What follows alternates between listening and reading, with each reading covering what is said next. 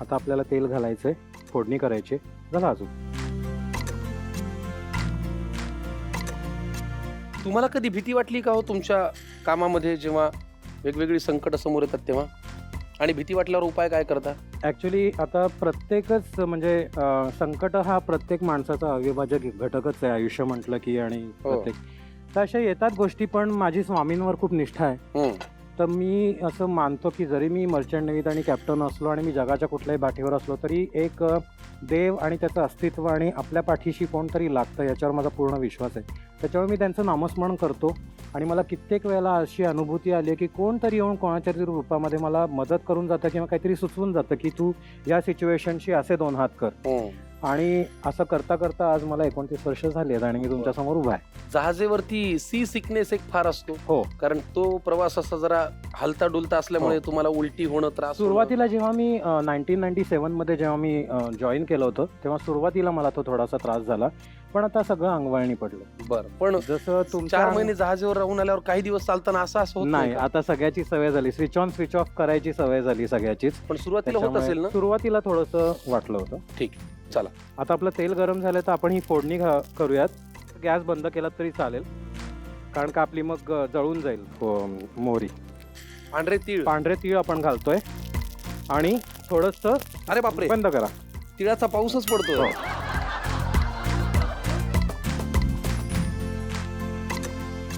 आता आपली फोडणी झालेली आहे. हे जरा हिंग आपण तेलामध्ये व्यवस्थित हे करून घेऊ असं. आणि आता आपण हा खरडा त्याच्यामध्ये परतायला घालणार आहोत. आज कसं स्वयंपाकघराच्या ओट्याकडे बघून वाटतं की 2 पुरुषांनी इथे उच्छाद मांडलाय, हे आपला स्वयंपाक केला. वा, छान. विदर्भातली माझी सासूरवाडी असूनही मी हा पदार्थ कधी खाल्ला नव्हता. पण आता सासूबाईंना actually to be precise Khandesh म्हणता येईल. खानदेशामध्ये ह्याला मुळ्याचा चटका पण म्हणतात. जरा ह्याचा कच्चटपणा जाईपर्यंत आपल्याला हे परतून घ्यायचंय. बर, माझ्या एकंदर आता लक्षात आलं हे करताना की तुम्हालाही स्वयंपाक करण्याची आवड दिसते. माझी आई ज्या पद्धतीने स्वयंपाक करते, मी माझ्या आईला अत्यंत गंभीरपूर्वक असं म्हणतो की मेथीच्या भाजीला मेथीचं झाडही एवढी चांगली चव देत नाही जेवढी तुझ्या हाताने येते. असा स्वयंपाक आमच्या घरामध्ये होतो. मग असं आम्ही चवीनी सगळे खाणारे असल्यामुळे जे चवीनी खातात त्यांना जरा एक अंदाज येतो असं मला वाटतं. तर त्याच्यामुळे मला ती आवड आहे आणि मग ती ह्या कार्यक्रमामुळे वृद्धिंगत झाली. क्या बात. तुम्ही म्हणाला ते अगदी बरोबर आहे. ह्याच्यामध्ये आता मुळ्याचा दर्प, सुगंध, चव काहीही राहिलेलं नाही. कारण सगळं इतकं छान एकजीव झालंय. परतून घेतोय ना तेलावर. त्यालाच तर ठेचा खरडा असं म्हणतात. येस, अप्रतिम. विजयजी, थँक्यू. तुमचा अँकर गळाला लागलाय स्वयंपाकाचा. आता आपण काढून घेऊया कशात तरी. मी लिंबू पिळतो याच्यात. आता अभि जो है अपना. आता आपण ह्याच्यात लिंबू पिळूयात आणि परत एकदा थोडंसं आपल्याला हे परतून घ्यायचंय, म्हणजे सगळंच एकजीव होईल व्यवस्थित. मस्त. जरी खरडा आपण करतोय तिखट तरी तो तुम्ही गोड मानून घ्याल याच्यावर माझा अगदी 100% विश्वास आहे मला. कॅप्टन सर, तुम्ही चांगलं घोळात घेताय मला. नाही, मी म्हटलं की संकर्षणजी सगळ्यांना घोळात घेत असतात, जरा आपण पण करूयात काहीतरी. म्हणून मी वाटच बघत होतो की तुम्ही कधी मला बोलवताय आणि मी कधी येतोय गेल्या कित्येक तुमच्याकडे. महिन्यात हा पहिला एपिसोड आहे जिथे मला फार बोलायची संधीच नाही मिळाली. येस, आता हे झालेलं आहे. आपण आता गॅस बंद करू आणि हे काढून घेऊयात.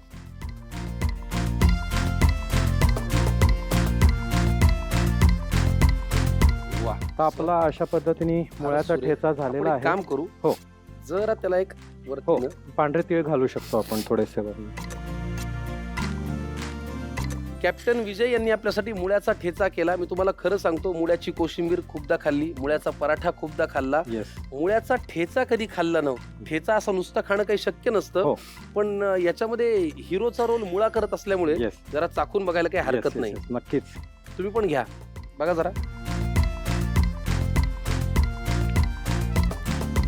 चांगला, अप्रतिम. थँक्यू. बिलीव्ह मी स्वयंपाकाची खोटी तारीफ करत नाही. अप्रतिम. त्याच्यामध्ये तो लिंबाचा आंबूसपणा, मुळ्याचा सुद्धा असलेला एक स्वतःचा स्वाद, शिवाय आपण ज्या मिरच्या घातल्या त्याची चव, आणि कमाल कमाल, फार छान. मोजके इन्ग्रेडियंट्स आहेत पण प्रत्येकाचा महत्वाचा रोल आहे. जसं तुमचं कुटुंब कीर्तन नाटकात मोजकेच कलावंत आहेत, पण प्रत्येकाचा तो तडका आल्याशिवाय ते बट्टी पूर्ण होऊ जमत शकत नाही. नाही. तसंच याचं पण आहे. फार छान, फार छान. त्याच्यामध्ये छान होतं सगळं. फार छान. मला खूप आवडला हा पदार्थ. येस. खवय्यांनो, अजिबात वाट बघू नका, पटकन लिहून घ्या साहित्य आणि कृती. मुळ्याचा ठेचा. स्वयंपाकासाठी लागणारा वेळ 15 ते 20 मिनिटे. 2 ते 3 व्यक्तींसाठी लागणारे साहित्य: किसलेला मुळा 1 वाटी, हिरवी मिरची 5 ते 6, लिंबू 1 ते 2, लसूण 1 वाटी, कोथिंबीर 1 वाटी, शेंगदाणा कूट 1 छोटी वाटी, जिरे 1 चमचा, पांढरे तीळ 2 चमचे, मोहरी 1 चमचा, हिंग 1 चमचा, मीठ चवीनुसार.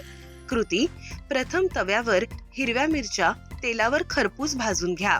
तसाच लसूण सुद्धा तेलावर परतून घ्या. आता एका मिक्सरच्या भांड्यात शेंगदाणा कूट, कोथिंबीर, जिरे, परतून घेतलेल्या हिरव्या मिरच्या आणि लसूण आणि शेवटी मीठ घालून जाडसर वाटून घ्या. आता त्यात किसलेला मुळा घालून पुन्हा मिश्रण मिक्सरमध्ये जाडसर वाटून घ्या. आता तव्यावर तेल घाला. त्यात मोहरी, पांढरे तीळ आणि हिंग घालून फोडणी तयार करा. आता त्यावर तयार मुळ्याचं मिश्रण घालून परतून घ्या. मुळ्याचा ठेचा भाकरी सोबत सर्व्ह करा.